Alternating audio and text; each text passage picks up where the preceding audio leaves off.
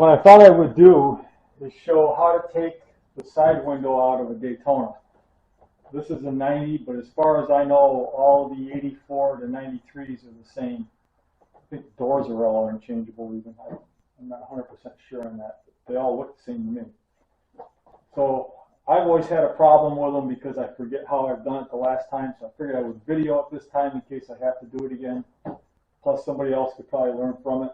I did the other door last night and battled with it for a half hour and then took 2 minutes and got it apart. So at least I'll benefit from it if nobody else does.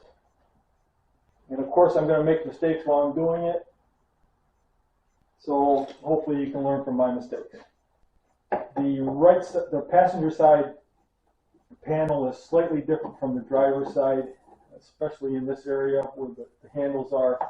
Driver's side doesn't have this handle, and they have more damage in this pull area because it's not as strong. Where the passenger side gets less use, plus the handle makes it stronger. The first step is to take off the 3 Phillips screws on the bottom, or in the lower portion, I should say, down where the carpeting is.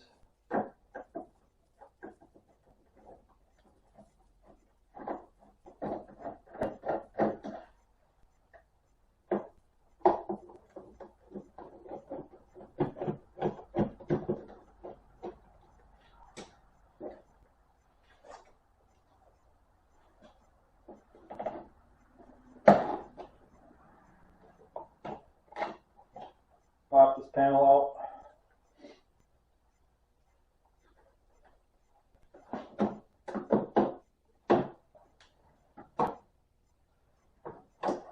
There's a Phillips screw right behind this pull handle.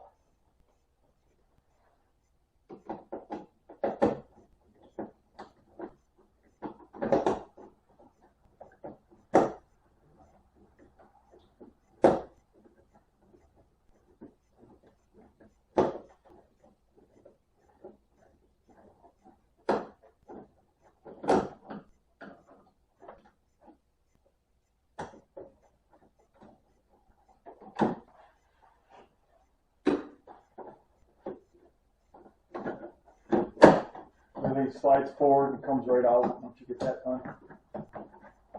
You need to disconnect the window switch.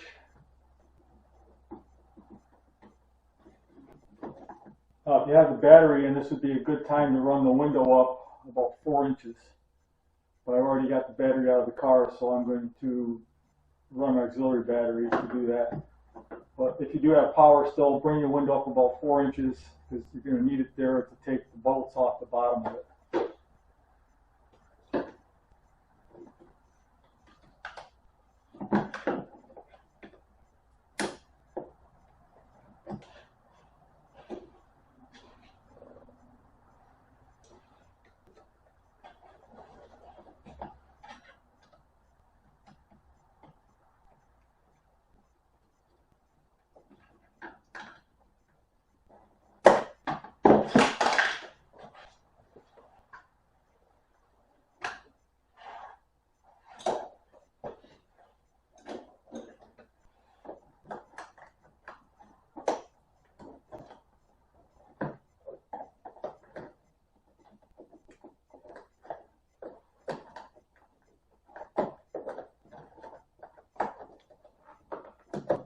This is the door.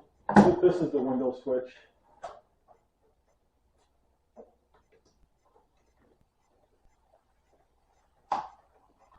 So in this one, it's actually the door lock switch, not the window switch that I removed. I should have been able to read that. It says lock and unlock. Window switch is down here. I'm trying to figure out why that won't remove.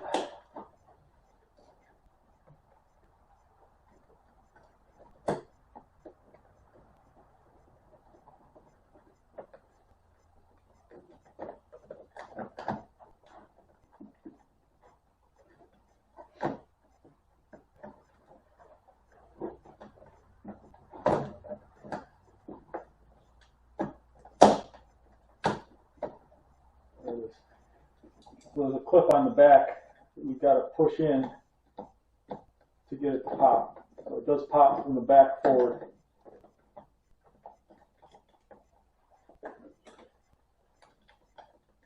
Undo the two tabs. On the brake part of it. It pops. So inside the door, you've got a heavy Phillips screw.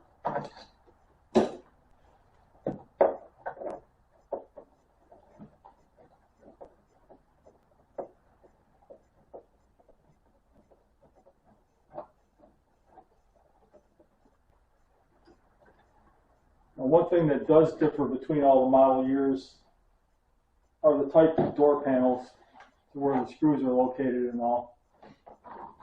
And I've got lasers that I work on, and they're entirely different than these.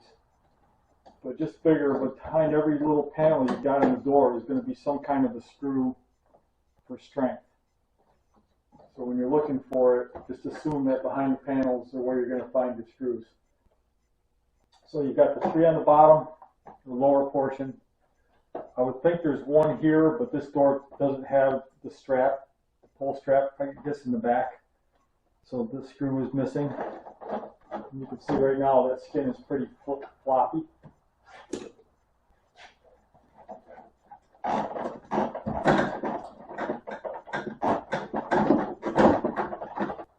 So the location is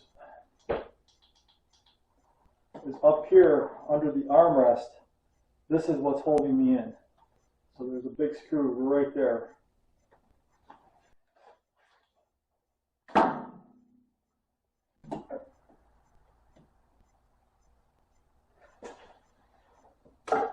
So the screw is actually a normal size Phillips, not a big one.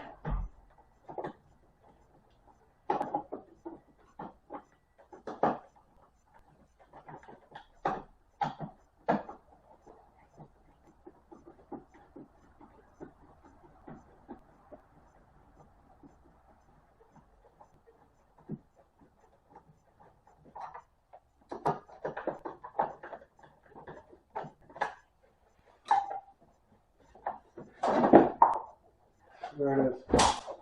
So there's where that screw is located that I couldn't figure out. Comes in through here. Up at the top of that panel. Yeah, I should have been able to figure that one out. Then you have to take your inner foam off. Now, I had this apart back in May when I was painting it. So I put all the foam back on with double-sided tape. There are a few pins, push pins you got to pop.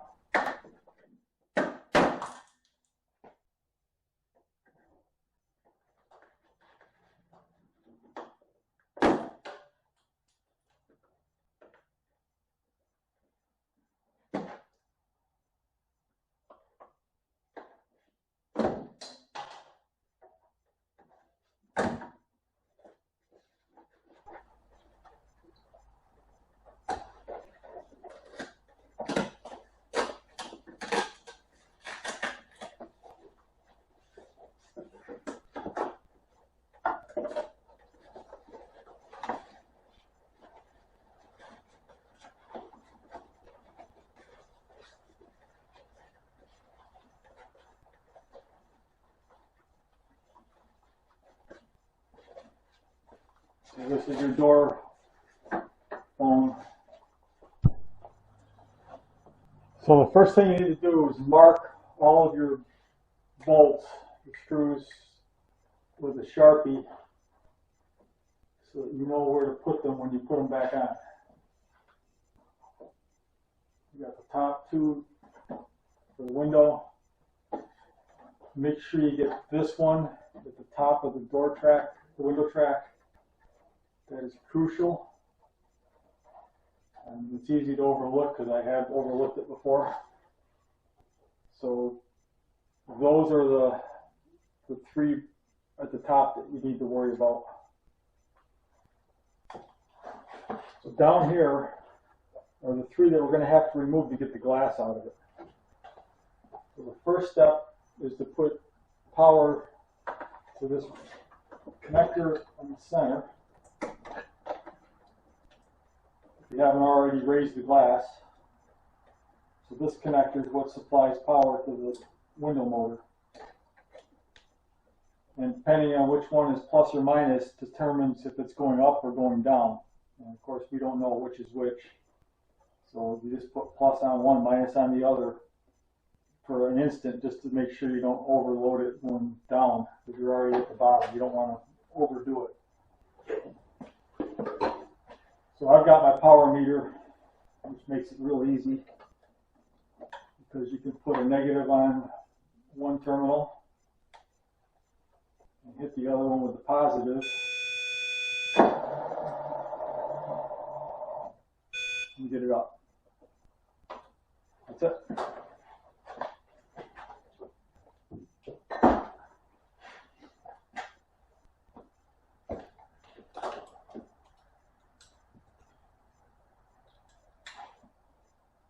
So now there are 3 nuts, 11 millimeter nuts at the bottom. 11 millimeter, 7/16, same thing.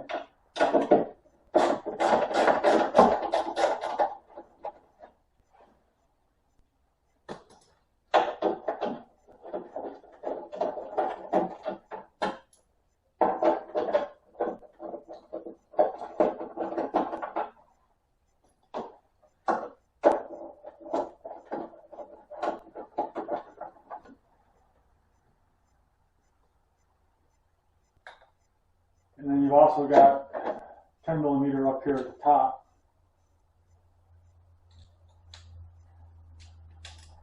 So you want to loosen these up and bring them back as far as you can.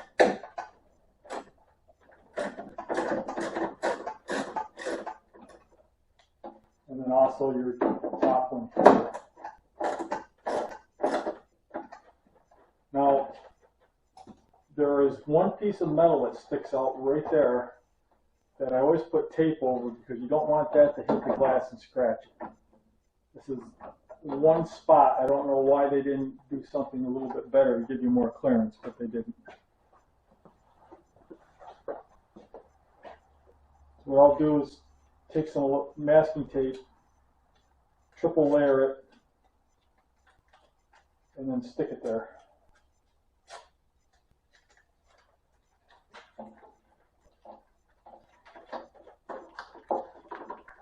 That just gives me a little extra protection.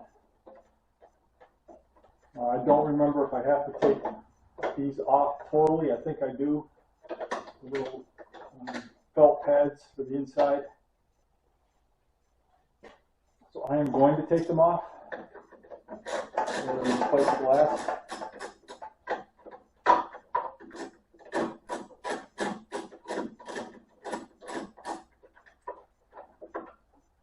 So those are your felt pads.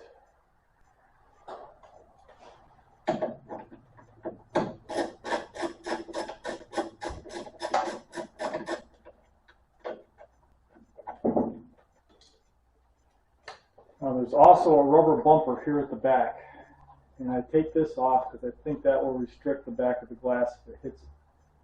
If I don't have to take it off, fine. But having battled this stuff before, I think it's going to be easier to take it off now. Then we'll figure out if it needed to come off or not.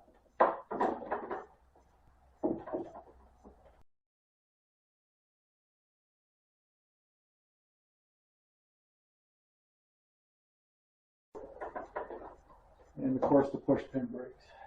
The fun of dealing with 30-year-old plastic.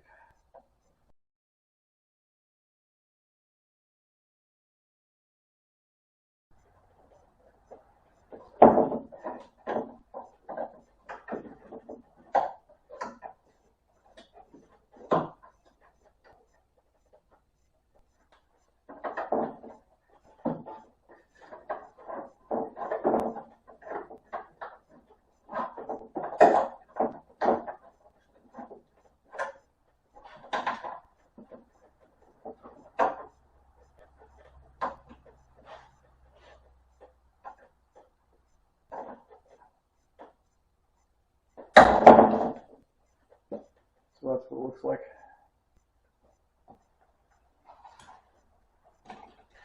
So now I can take the window onto the bottom of the track.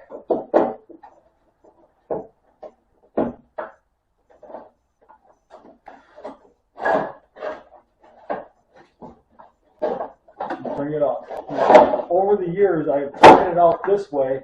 It really requires a lot of torque, because you can see, as the window is going up, the window is curved, but the door is not curved the same way. I've done it that way and scratched the paint on the outside, but the real way to do it is to just bring it straight up. I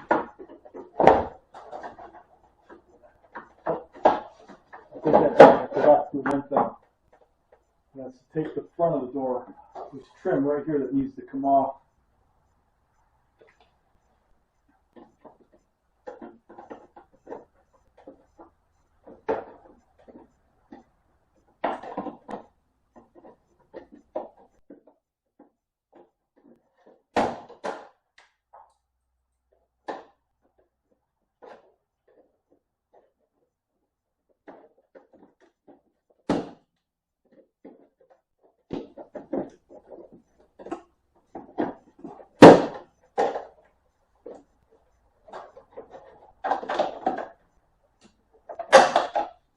Pull that trim off.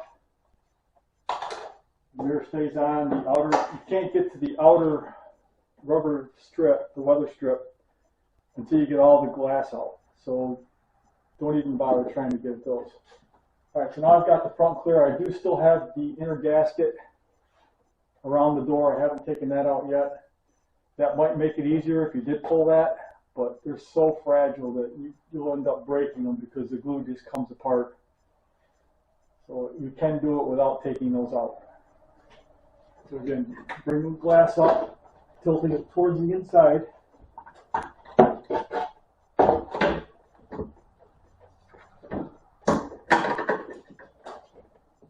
And right in here is where the bolt starts to hit that tab that's sticking out.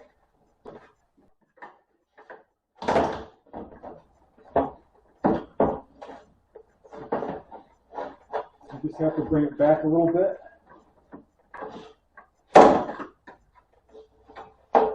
Now comes your glass.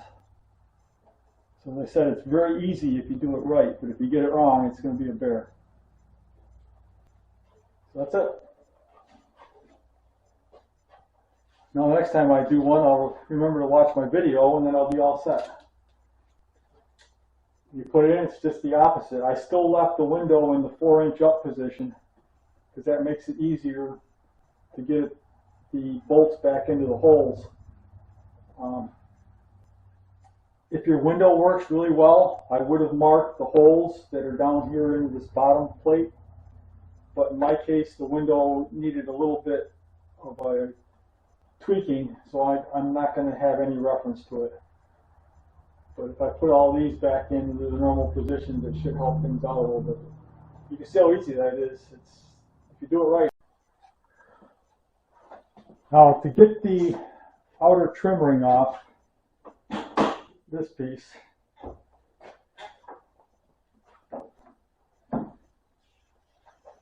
you need to take the inner one, the weather strip out, because that screws into the base of that outer trim ring. You can see this one's in really nice shape. I don't remember how I scored it. I do plan to make another video where I have one from a more modern Camaro that I got, because you can still buy those. And I'm going to try to mimic this shape and see if I can make it fit, but that's for another day. But for now, you take the trim ring or the weather strip off. So you've got your 6 screws across the bottom, 7 screws out. I've taken the mirror off by pulling these 3 areas. So you've got 8mm nuts to take off. Don't forget there's a grommet that you have to poke out or else the mirror won't come out. And that's in here. And then I took the weather strip up the inner strip out. It rides like so. And there's a front piece that goes here. I found that usually the front piece and the back piece break off. This one's almost off, and you have to re-glue them on because, again, 30-year-old adhesive doesn't hold up very well. So now I'm left with half of the outer ring still attached. So you've got to get the clips that go around the top off of it. I can't get you a close-up because this camera doesn't like to be close. But if you look in here,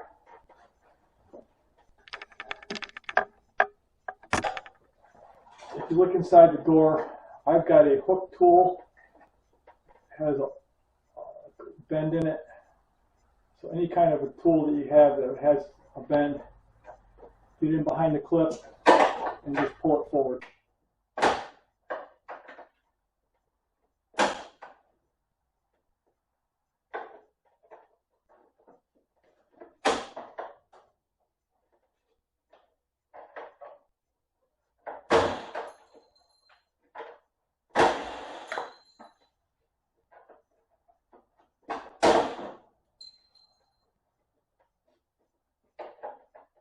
There are a lot of them.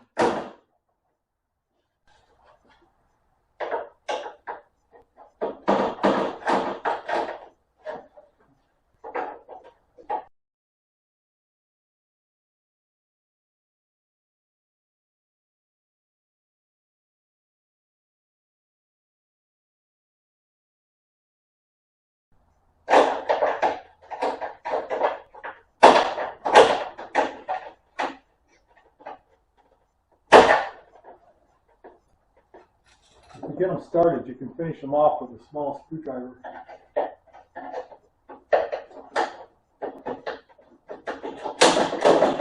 Just wedge them off. This is what they look like.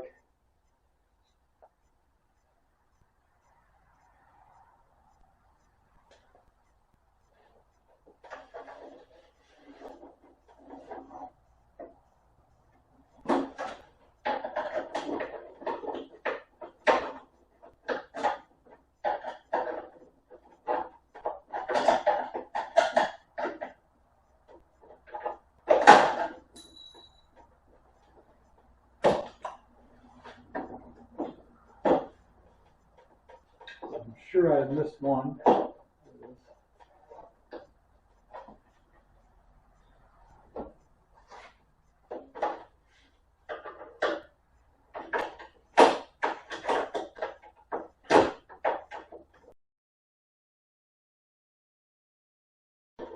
Make sure you hold on to that when you pull the last one because it'll fall and scratch. That's your outer ring. Now this is a powder coated one that I've done. So I think it holds up a little bit better. But one thing I'm contemplating is, I've got a few of these laying around, is to paint it the color of the car and then see what it looks like. Because I think I did that with my Daytona that you haven't seen yet. And I think that's going to be a little bit different look. So I'm going to leave this one powder coated black and do one for the Daytona, and we'll see how it comes out and which one I like better. So that's pretty much it. The door's been stripped for paint, and I'm done with this.